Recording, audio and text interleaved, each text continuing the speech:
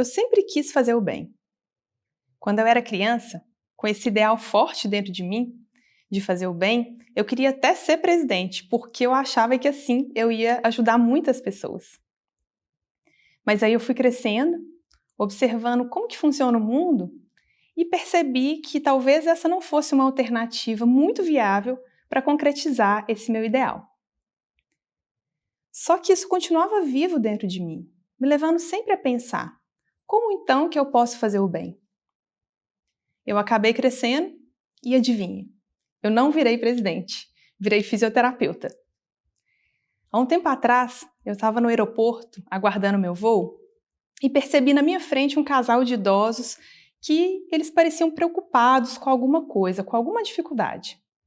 E aí eu me aproximei, perguntando se eles precisavam de alguma ajuda, e o senhor me disse que a esposa precisava ir ao banheiro, só que ela não conseguia ir sozinha, e que eles estavam em cima da hora para pegar o voo. E aí, como fisioterapeuta que eu me tornei, eu logo percebi que ela tinha doença de Parkinson, que isso levava ela a ter muita dificuldade para andar e para se movimentar. Como eu já tinha trabalhado com outros pacientes com os mesmos sintomas, eu sabia bem como é que eu podia ajudar ela. Só que tinha outro problema. Ela estava muito aflita com essa preocupação de perder o voo. Isso estava fazendo com que ela ficasse ainda mais lenta para poder se movimentar e para andar. E aí eu percebi, nesse momento, que ela precisava de uma ajuda que ia além dos conhecimentos que eu aprendi na minha profissão.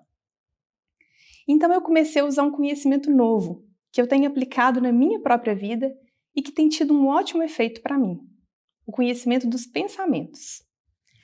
Se eu sei identificar a presença de pensamentos negativos dentro da minha mente, que me colocam em estados de tristeza, de angústia ou de medo, e com isso eu consigo trocar eles por outros pensamentos positivos e mudo o meu estado interno, muitas vezes de angústia e de ansiedade, por outros estados mais tranquilos de serenidade, então eu podia ajudar ela a fazer o mesmo.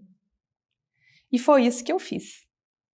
Enquanto a gente ia caminhando, de braços dados, eu fui fazendo perguntas que levavam ela a pensar nas coisas boas da vida, para ela trocar de pensamentos.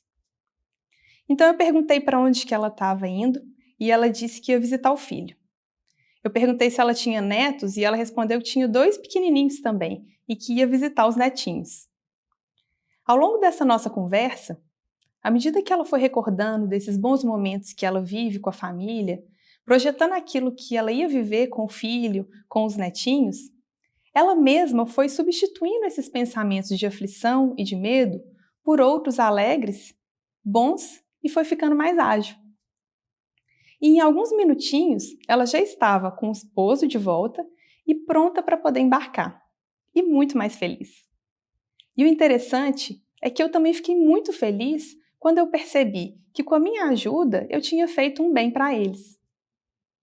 E aí, voltando naquela questão de ser presidente, talvez eu não precise ser uma pessoa muito influente para poder fazer o bem. Eu posso ajudar muitas pessoas através de um conhecimento, principalmente esse sobre o que acontece dentro de mim. E eu tenho várias oportunidades de fazer isso ao longo do meu dia, né? Primeiro comigo mesma e depois com aquelas pessoas com quem eu convivo.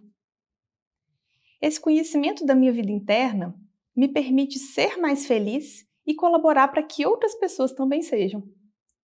Mas, como ninguém pode dar aquilo que não tem, eu preciso antes aprender, eu preciso saber, né? Enfim, eu preciso ter esses conhecimentos sobre o que acontece dentro de mim mesma para depois oferecer eles em forma de um bem a outras pessoas.